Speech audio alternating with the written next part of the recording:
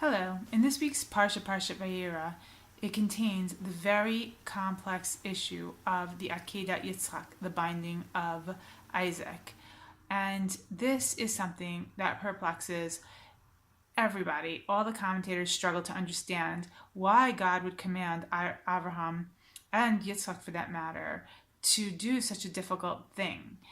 And all the answers are difficult and not very satisfactory, and people struggle with this question up until this very day. And I would not be as so presumptuous to say that I understand God's motivation for requesting this, but I do have some thoughts that I think are pertinent that come from last week's parsha, Lech Lecha, and can help us gain a certain insight into the Akeidat Yitzchak. And that is, in last week's parsha, Lech Lecha, God told Abraham to circumcise himself and all of his household. And then we're told at the end, 3 times in a row in consecutive pesukim, that Avraham circumcised himself and Yishmael. And the question is, why is it mentioned 3 times? It's seemingly redundant, and we know that the Torah does not say anything unnecessary. And so if you look at the pesukim, you can find the answer by looking closely. And the first time it says, Vayikach Avraham. Avraham took himself and Yishmael and all of his household and circumcised them. So I think this is to show us, Vayikach Avraham, that Avraham is the one who took initiative to follow God's command and do this. In the next mention, the pasuk after, it says that Avraham was 99 years old when he was circumcised, and Yishmael was 13 years old. Now, I think this is to give credit, of course, to Avraham, who was almost 100 and did this most difficult task, and then also to give credit to Yishmael, because 13, as we know in Judaism, is the age where a boy becomes a man, and he is responsible for keeping the commandments. And this gives credit to Yishmael for having acquiesced, having gone along with doing the Brit Milah when he had the right and the ability to refuse. And so he gets merit for that. And the next mention in the pasuk after, it says that Avraham and Yishmael were circumcised together on that day. Avraham and his son Yishmael. And I think this is showing us the bond that them doing this exceedingly difficult commandment at their ages, doing this together, created a strong bond. It specifies Avraham and his son did this circumcision on the same day.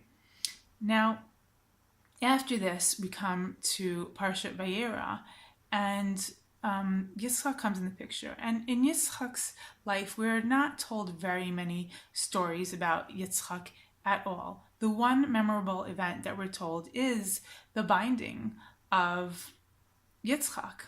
And I think this is very important because, again, in last week's parsha, God had promised me this covenant with Abraham about this legacy that was going to come through him.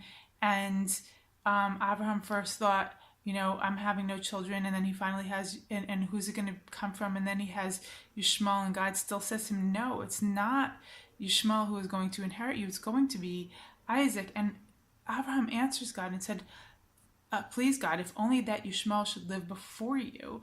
Abraham loved Yishmael. He was worried about Yishmael's future, his firstborn son. And God says to him, Abraham, I hear you. Don't worry. Yishmael will be taken care of. There'll be 12 princes. He will have a good future and blessing ahead. But he is not the one who is going to be fulfilling this covenant that I made with you. That is going to be through Yitzchak. Now, Yishmael had just done this great commandment, and he must have been meriting much blessing from that. And he connected with his father, and they had this strong bond.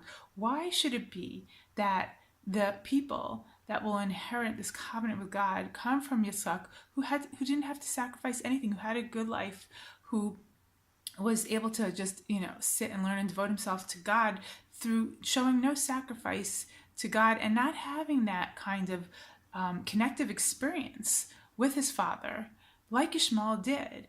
Now, I don't know the reason for the Akeidah, but for God to command father and son to have to go through another commandment, another ordeal, something where they're both, where Yitzchak is finally of age to show a sacrifice. And of course, this is a sacrifice, a huge sacrifice on Yitzchak's part, and a huge sacrifice for Avraham to be asked to give up his son. And this is the only thing that can create that kind of bond like Yishmael and Avraham had, where they had to give up something, a sacrifice of themselves for God together to create that bond, to create that merit, to show the strength and the ability and the reason why the descendants of Yitzchak should be worthy of fulfilling this blessing.